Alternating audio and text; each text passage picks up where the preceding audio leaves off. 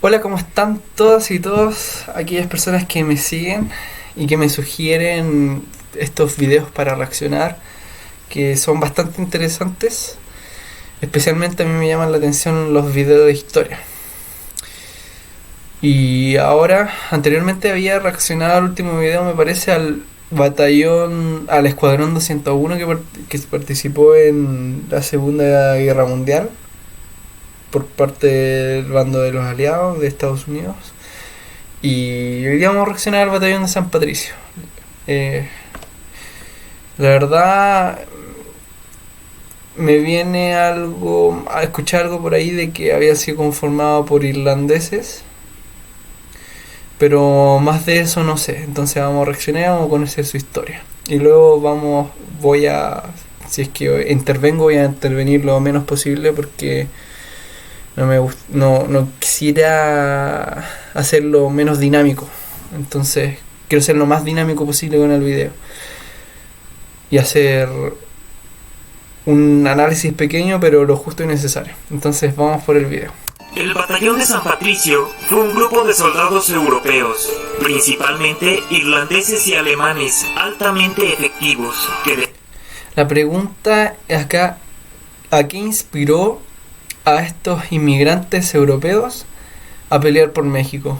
defendieron la patria mexicana Deben ser razones bastante potentes porque yo creo que principalmente valores no monetarios, valores morales. invasor durante la guerra contra los Estados Unidos. Hoy, en Ming Watchers, conoceremos esta apasionante y heroica historia.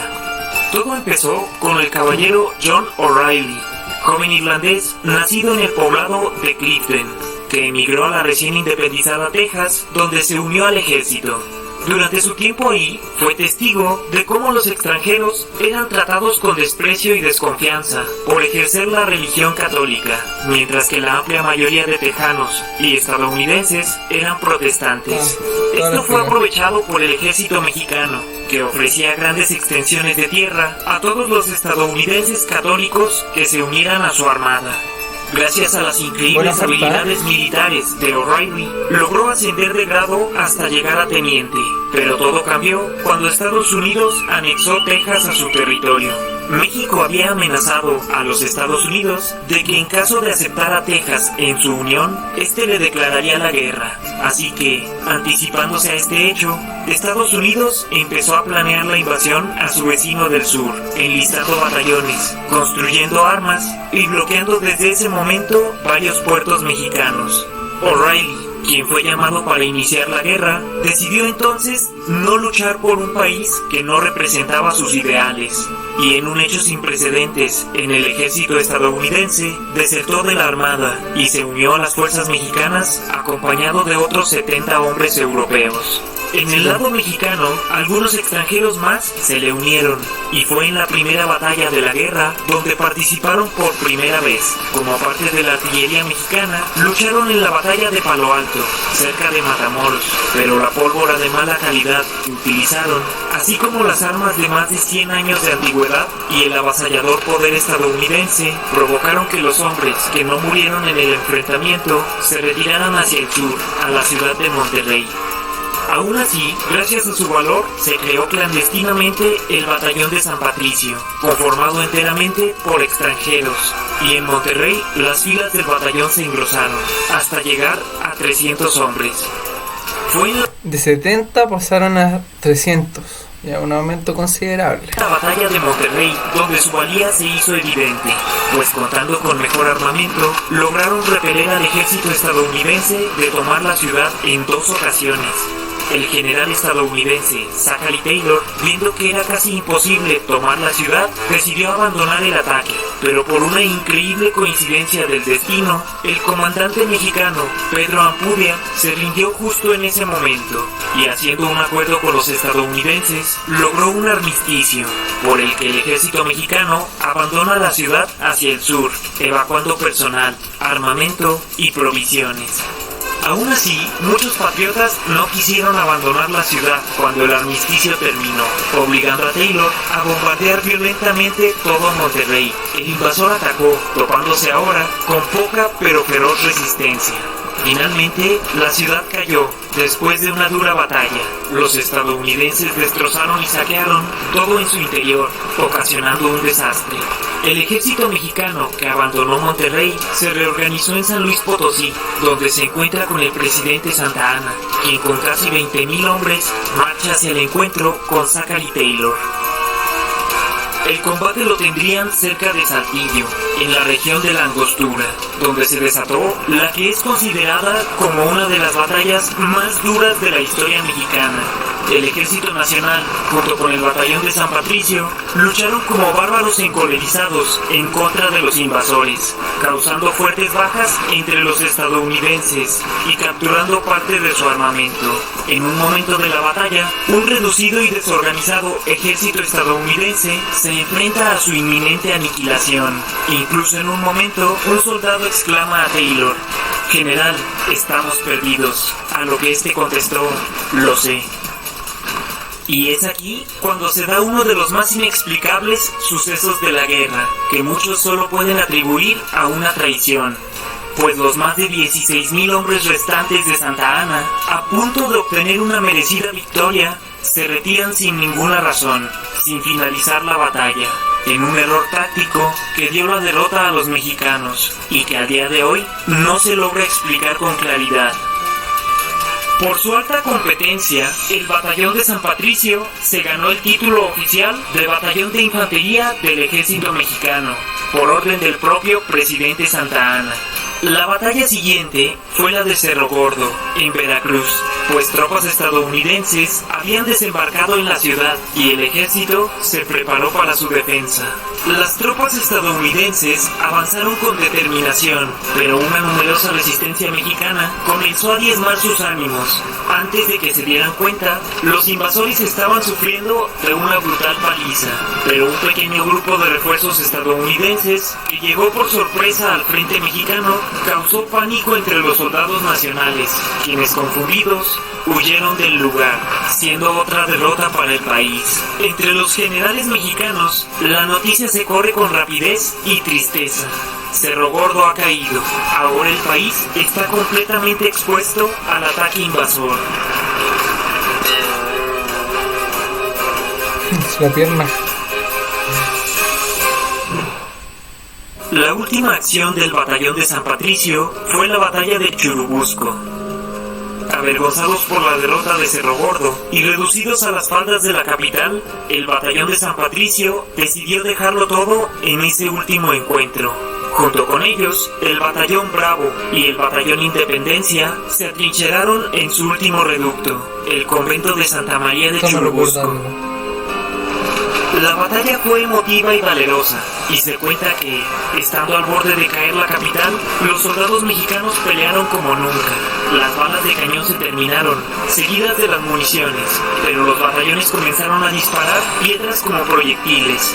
Por desgracia, una bomba estadounidense cayó en el depósito mexicano de pólvora, acabando con las esperanzas nacionales, pero no con el coraje del Batallón de San Patricio. Es decir, estuvieron dispuestos a inmolarse por México, por proteger o aguantar, por la resistencia de que su capital no cayera, o que si ya había caído, dar una pelea más o menos al enemigo, que en ese caso era Estados Unidos. Esto me recuerda bastante a la batalla de la Concepción, que en aquel contexto fue la guerra del Pacífico, en la cual, si no me equivoco, eran 76 o 77 soldados del sexto de línea, que era el batallón batallón Chacabuco, que al mando de Ignacio Carrera Pinto, que es nieto de un prócer de la patria de Chile, que era José Miguel Carrera,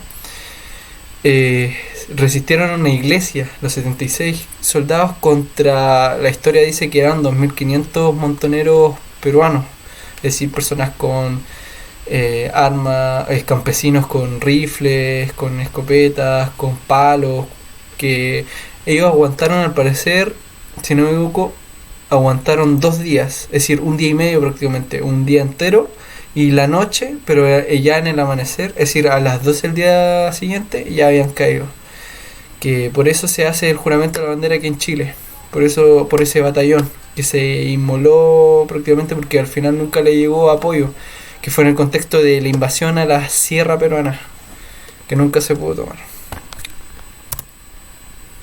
Pues cuando la bandera blanca de rendición fue izada, el general Patrick Dalton la derribó para seguir combatiendo, pero era muy tarde, todo quedó en silencio.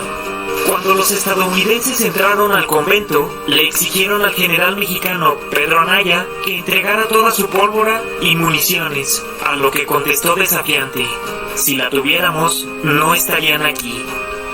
Los castigos para los patricios capturados fueron terribles, pues casualmente habían participado en las batallas más duras para los estadounidenses. A los traidores, aquellos que se unieron a México después de declarada la guerra y donde se encontraba Patrick Dalton, se les colocó una soga en el cuello y se les obligó a mirar hacia el castillo de Chapultepec, justo cuando la bandera estadounidense sustituyó la mexicana, representando el hecho de que su causa, aquella por la que lucharon tan duro, había sido perdida. John O'Reilly, a quien se le había obligado a mirar, entonces gritó: ¡Fuego! ¡Fuego! A lo que sus compañeros contestaron: ¡Viva México! ¡México! ¡Viva Irlanda! ¡Irlanda! ¡Viva! ¡Viva la libertad! ¡Libertad! En ese momento, la tabla donde estaban equilibrados se desplomó. Aquellos que se unieron a México antes de declarada la guerra fueron marcados cual ganado con un enorme D de desertores, en especial John O'Reilly, o como había sido rebautizado con cariño en México, Juan Relay, a quien no solo se le marcó con una D al rojo vivo en una nalga, sino también debajo de su ojo derecho. Juan Relay fue obligado a realizar trabajos forzados, de donde desapareció misteriosamente un año después. Más adelante, el historiador Robert Miller se encontró en una pequeña parroquia de Veracruz un registro de defunción a nombre de Juan Relay, quien, según databa en la nota, murió en 1850 por culpa de su alcoholismo. Ese mismo año, el ejército mexicano tomó la decisión de disolver al valeroso batallón de San Patricio. En su honor, se dispuso una placa en la Ciudad de México. Una pregunta, si es que saben, ¿actualmente existe el batallón de San Patricio en el ejército moderno de México?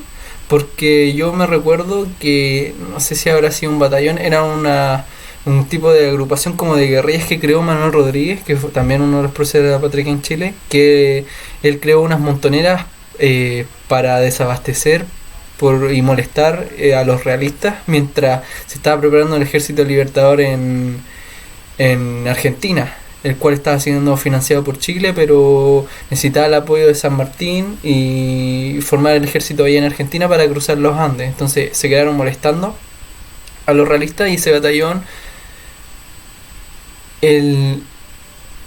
fue el batallón de los Talaveras que creó, lo que fundó y creó Manuel Rodríguez. Que Manuel Rodríguez, como había estudiado en España, allá en España había una agrupación que se llamaba también los Talavera, que eran jinetes, y aquí fundó lo mismo, y en un momento dado me parece que murieron todos los Talavera o desapareció, pero actualmente existe en el ejército chileno. Hay no me acuerdo en qué ciudad, pero he visto que tienen una Talavera y en honor de Manuel Rodríguez. Eso es según la historia. Pero me gustaría saber si es que existe actualmente el batallón de San Patricio. Porque cuando yo investigué el escuadrón 201, aparecía que estuvo vigente desde 1942 como hasta que terminó la Segunda Guerra Mundial. Pero salía algo, no sé si yo habré entendido mal, pero me dio a comprender de que actualmente existía, y no sé si eso será realidad, si han pasado lo mismo con esto o si en realidad el 201 ya no existe tampoco. Con el nombre de 71 de los Patricios. Varias calles por toda la República llevan el nombre de mártires irlandeses. Además, en la Cámara de Diputados, donde se encuentran escritas con oro los nombres de muchos héroes mexicanos, se puede encontrar también Batallón de San Patricio. El gobierno de México donó al pueblo natal de Juan Relay, Clifden, una estatua en su honor, poblado donde cada 12 de septiembre se iza con honores la bandera mexicana, en el aniversario de la ejecución del batallón. ¿Qué piensas al respecto? Para mí... Pienso, y ahora que se me viene toda la mente, todos los valores, todo lo que aporta la inmigración a un país. El caso de estos chicos, hombres provenientes de Europa que hicieron apoyar a México, y todo lo que aportaron a México, y cuántos más inmigrantes que están en el anonimato de la historia de México que quizás aportaron muchísimo, tecnología, lo que sea, o que sus hijos posteriormente, sus descendientes posteriormente aportaron a México. Y que aquí en Chile pasó lo mismo, obviamente, y casi en toda América los inmigrantes han aportado muchísimo y siguen aportando. Por ejemplo, acá en Chile siguen aportando en el ámbito de la salud, que Chile está muy débil. Es decir, desde que yo tengo uso de razón, aquí el sistema de salud en Chile es deficiente por un tema de que faltan profesionales, faltan médicos. Y hay personas venezolanas, inmigrantes venezolanos, colombianos o de otros países, que son médicos, y por un tema de que buscan mejores condiciones de vida o qué sé yo, lo que buscarán, una aventura, de conocer nuevos lugares, vienen acá a Chile, entonces aportan mucho en ese rubro y en muchos otros rubros, aportan a la economía también, y eso es algo que hay que resaltar y que no hay que discriminar. Yo tengo eso de que si eres latinoamericano no podéis tener cara como para discriminar a alguien. Y bueno, tampoco en los tiempos que se viven ninguna persona tendría o podría una excusa o un argumento de por qué discriminar a otra persona de forma arbitraria, sea por su color de piel o de dónde proviene. Es completamente... Eso quedó en el siglo pasado. Lamentablemente sigue existiendo, pero hay que ir aislando o dando a conocer a esa gente que discrimina, que está con un pensamiento que es incorrecto. Claro, hay que discriminar, pero no discriminar en sentido arbitrario. Por ejemplo, discriminar el acceso de los países a personas que tienen historial delictual amplio. Por ejemplo, aquí en Chile, no sé si ahora habrá control de historial delictual, pero hace aproximadamente un año no controlaban a las personas que llegan acá por el historial delictual. Podría entrar un pedófilo o asesino y venía acá a Chile y queda la crema. Y esas son las personas que al final dejan mal al resto de las personas, al resto de los inmigrantes de su país, y no hay que generalizar. Entonces con ese mensaje nos quedamos, de saber valorar todo lo que aportan los inmigrantes a nuestros países, y que es más, obviamente todos somos hijos de inmigrantes al fin y al cabo, porque, o la mayoría somos hijos de inmigrantes, tenemos apellidos españoles, a lo lejos podremos tener un familiar francés, italiano, alemán, entonces todos somos inmigrantes al fin y al cabo. Y la historia humana en sí es de inmigración, entonces no es como que puedas discriminar porque ¿sabes qué? Este tipo de persona ha estado toda su vida, y desde que prácticamente empezó a evolucionar de a poco, es decir, desde el comienzo de los tiempos vivió acá, entonces pertenece acá y por eso tiene más derechos que tú. Pero al final, porque lo que quiero llegar es que no tenemos una herramienta que nos permita determinar de dónde exactamente el origen de hace miles y millones de años de nuestros antepasados, de dónde nos originamos. Y si es así, tampoco podríamos discriminar porque somos una mezcla. Los latinoamericanos somos una mezcla. Y a veces me voy en un análisis muy profundo, quizás que de repente no se entiende, pero eso. Entonces, si le gustaría que yo reaccionara a un nuevo video, dejen la sugerencia en la caja de los comentarios. Voy a dejar el video original también, el link en la descripción, y mis redes sociales. Y perdón porque de repente me enredo, o quizás no enredar porque lo tengo claro en mi cabeza, pero no sé cómo explicarlo, porque yo no preparo los videos, yo simplemente reacciono. Yo no, o si no, pondría en el título análisis. Entonces, espero que estén muy bien y hasta luego.